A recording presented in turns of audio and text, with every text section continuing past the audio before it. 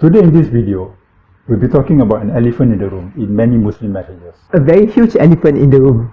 It is associated with visual pleasuring. As in, when you talk about visual pleasuring, think about room setting, atmosphere, furniture, so on and so forth. You also have to look at how the lovers look to each other. Because some body form can be pleasing, some body form can be unpleasing. So it has an effect to sensual pleasuring. The issue about presentation of self to each other is a much more taboo subject than even sex. Because it's not easy to tell your partner that, oh, you think you're putting on weight, you're not seductive to me, you're not visually pleasurable for me to look at. Very extreme, taboo, and sensitive. And yet it is actually something very important because we see it manifested in counselling. Couples do not outrightly say that I am displeased with my partner for being obese or for not taking care of their beauty. But I see it manifested in middle-aged men who have relationship with a younger woman who even is half of their age. So they use their wife as an excuse. Because in these cases, it's not that the men are good looking either. Yes, totally agree. In most cases, they are also obese. Yes. And we also see this mentioned by other counsellors. Like for example, Wael Ibrahim, a very famous anti-porn counsellor. In his cases, men has been blaming their wives. Right. But he make it a point to assure the wives that it is never their fault. Because it is the men's responsibility over their own desire. And besides, men are leaders of the family. If they find something not pleasing in their relationship, they should take it upon themselves to set it right. Basically, in an Islamic marriage, the leadership of the family lies on the shoulder of the husband. Yeah. So this example shows to us that actually it is not unimportant, but people pretend that it is unimportant. They're not even saying that in order for you to have sex, you need to be beautiful. Yeah. Because in the first place, if you find your partner unpleasant, you just switch off the light. You find your partner visually unpleasant. Yes, correct. Yeah, you just switch off the light or close your eyes. Or close your eyes. The problem solved. In fact, many couples do this. Yes. Actually, yeah. But if you are interested in observing the Sunnah of the Prophet, because the Sunnah of the Prophet in lovemaking, it is not just intercourse. But then, if you find visual pleasuring getting a bit of a challenge, then you shouldn't pretend about it because it's not wrong to like beauty. After all, the Prophet said that Allah is beautiful and loves beauty. What matters is how you handle this unpleasant situation. Do you belittle or blame your spouse, or do you address it with wisdom? We understand why the dilemma. Yeah, and I think being Muslim, we are taught that the akhlaq, the values, who you are, is very important compared to how you look. And then there's some association that you focus a lot on your body image, then you are being riya, or you can be vain, or even being shallow. Yeah. But so this dilemma happens because we associate body care with body image. Yeah. But it doesn't have to be so actually. The Prophet provides us with a different perspective. Yeah. It's a more holistic perspective. Yeah. So, what was the Prophet concerned about body image? Actually, in the not body image only, right? Body care. It's about body care.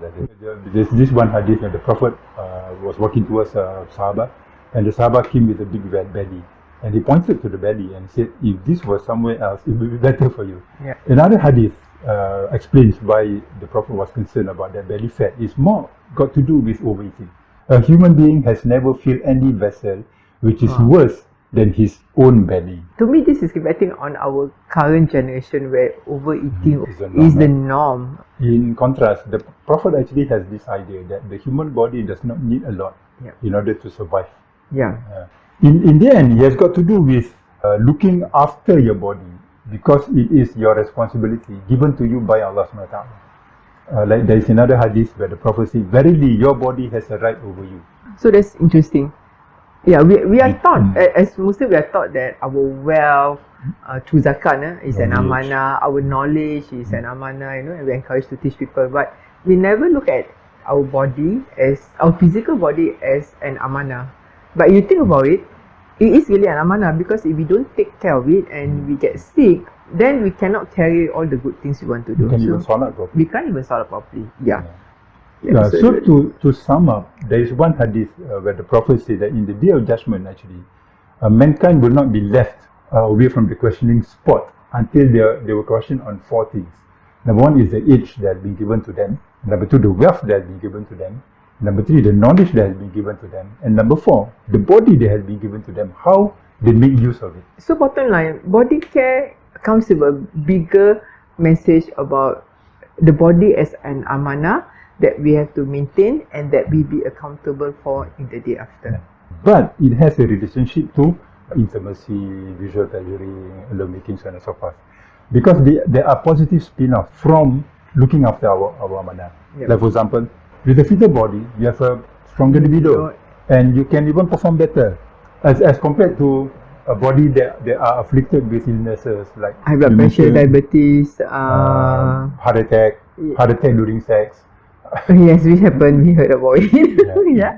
And secondly, a hotter body is visually pleasing and adds on to the visual pleasure that the Prophet advocated in the Messenger's hadith. And most importantly, to me, is actually the attitude that the couple have towards taking care of their body together. So we are not always like this. At one stage in my 40s, I was about 75 kilograms, and Osman was about 90 kilogram, and now we had to tone down to about 50, and it's about 70 now. Yeah. So it took me to have a heart attack in my 40s for us to realize that we really need to do something, and we started on a journey of being more conscious of what we eat, how much we eat, and we started picking up exercise together as a couple, and we pick up rock climbing as a hobby at about mountain climbing, rock climbing and mountain climbing as a hobby when we were about 50s. So it was a pleasant journey to have a common interest, and I think this is important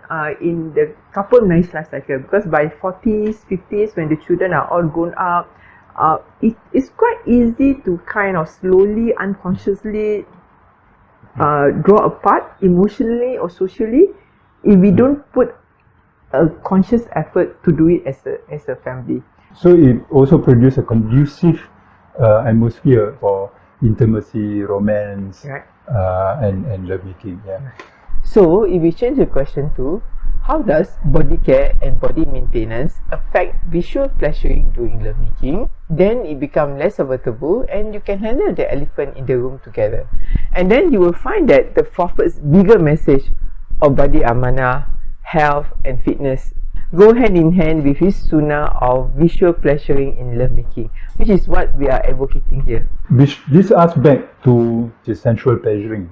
Before this, we have discussed about touch sensuality. Today, we're talking about sight sensuality. Next video, we'll be talking about two other senses: a sense of smell and the sense of taste. So, what is that about? It will be revealed. It will be revealed. Inshallah. Yeah. See you. Okay.